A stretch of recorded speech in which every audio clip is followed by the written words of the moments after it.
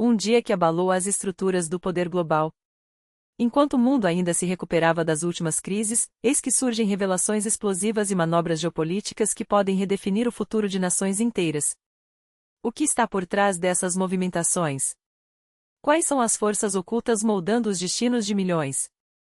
Acompanhe a análise exclusiva dos fatos que estão sacudindo a Europa, a Rússia, a Ucrânia e além, com informações que você não encontrará em nenhum outro lugar, apresentadas de forma clara, direta e sem rodeios. A Europa está prestes a ceder? Bastidores da diplomacia revelam um jogo perigoso em torno da Ucrânia, onde o que está em jogo não é apenas um cessar-fogo, mas o próprio futuro das sanções contra Moscou. Fontes confiáveis indicam que aliados de Kiev discutem, em sigilo, a possibilidade de afrouxar gradualmente a pressão sobre a Rússia, mas apenas se um acordo de paz sólido for cumprido à risca. O detalhe crucial? Qualquer violação imediata traria de volta todas as restrições, com força total. No entanto, a palavra final cabe à Ucrânia. A questão das terras ocupadas é um ponto sem negociação. Não há paz duradoura sem a participação direta do presidente Zelensky nas mesas de diálogo. Até agora, não há plano concreto para trocas territoriais. O primeiro passo seria uma trégua de 15 dias, com as sanções mantidas.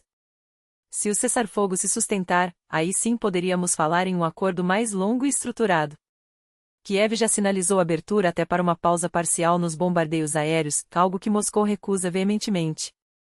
Para o Kremlin, os ataques aéreos são uma arma psicológica vital. Sem eles, perde-se influência. Mesmo assim, a Ucrânia mostra disposição para negociar, enxergando isso como a primeira etapa de um processo real. Enquanto isso, em Roma, a tensão escalou. Durante uma videoconferência com líderes europeus e Donald Trump, a Itália assumiu uma postura firme, exige que a Europa participe, em pé de igualdade, nas conversas entre Trump e Putin. O argumento: se Washington insiste em cobrar mais investimentos em defesa, então a União Europeia deve ter voz ativa nas decisões. Trump já avisou, nem todos vão gostar do resultado. E as fake news? Elas trabalham sem parar e sem pagar impostos. Se eu recebesse Moscou e Leningrado de graça em um acordo, diriam que fechei um mau negócio. Mas a verdade veio à tona. Veja os fatos reais sobre a corrupção deles. São doentes, mentirosos e, talvez, odeiem nosso país. Faltam poucas horas para o encontro decisivo, e nós traremos todas as atualizações. Não perca nada, acompanhe nossos canais. E os Estados Unidos?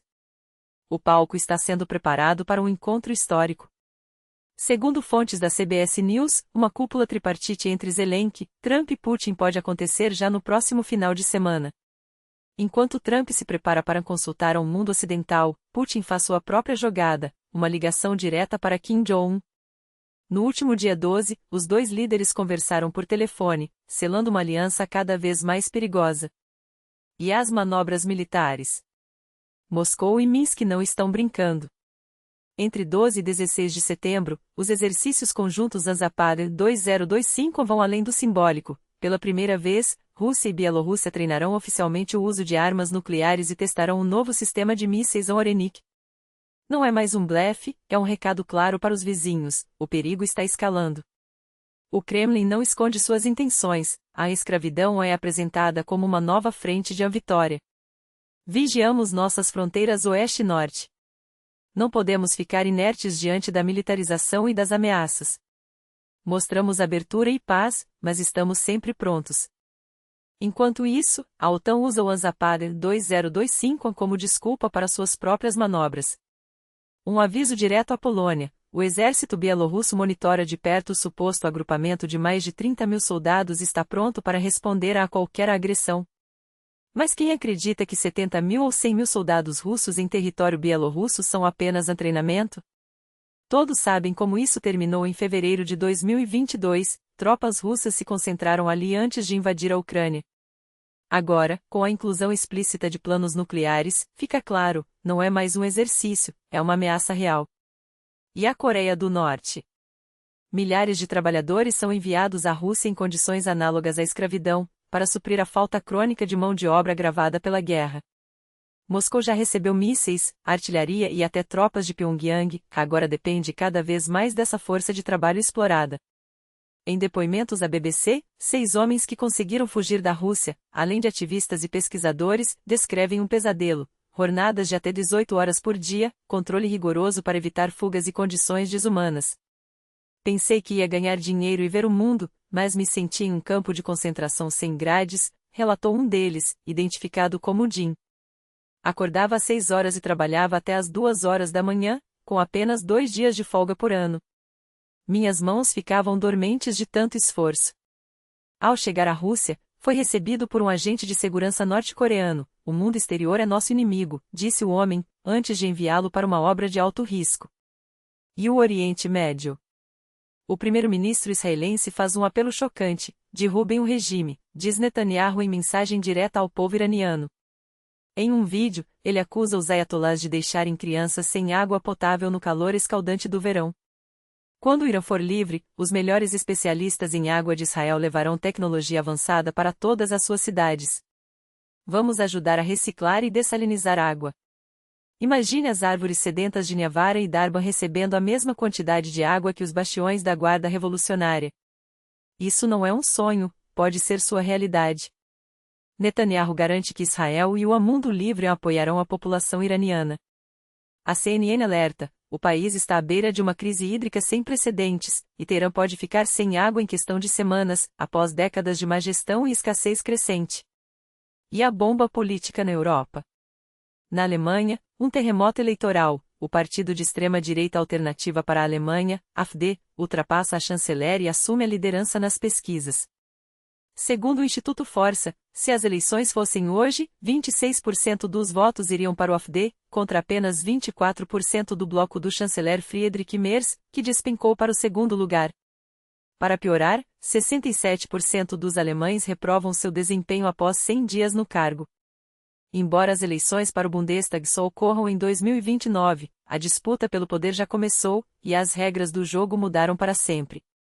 Esse cenário não é isolado. Na França, o partido de Marine Le Pen lidera as pesquisas. No Reino Unido, o reform de Nigel Farage avança com força. A onda populista ganha terreno, e a Europa tradicional treme. O que vem por aí? Acompanhe conosco, porque o que acontece hoje define o amanhã. A extrema-direita avança com força inabalável, de Varsóvia à Haia, redefinindo o mapa político europeu com uma velocidade que assusta os analistas. E no epicentro dessa tempestade está a Alemanha, onde a Alternativa para a Alemanha, AfD, partido que surgiu há mais de uma década como uma voz marginal contra o euro, hoje se consolida como uma ameaça real ao establishment. Sob a liderança da radical Alice Weidel, a sigla abandonou qualquer disfarce moderado e abraçou uma agenda anti-imigração tão agressiva que até membros do próprio governo alemão já pedem sua proibição, classificando-o como uma ameaça constitucional.